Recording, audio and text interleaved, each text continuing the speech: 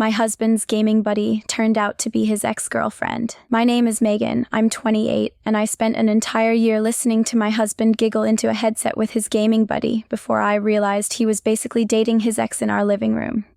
I've been with Tyler for 6 years, married for 3. He's always been a gamer. That was actually one of the first things I liked about him.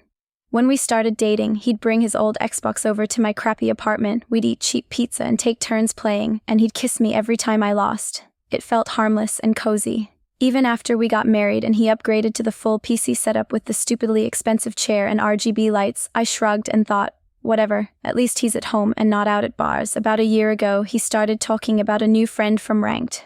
Just a buddy I met in Q, he said. We're an insane duo. They play support, I play DPS, we never lose. I'd hear him at night through the wall, laughing, talking trash, saying stuff like, "You're cracked, dude," or "We're soulmates in this game, I swear." When I asked what his friend's name was, he said, "They go by Rin."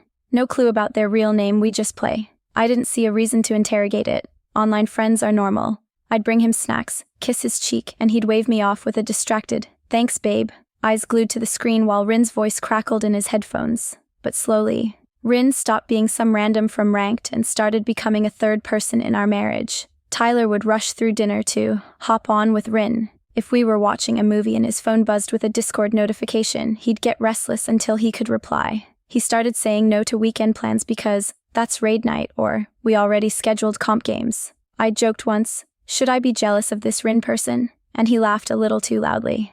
"It's just games, Meg, you're being dramatic."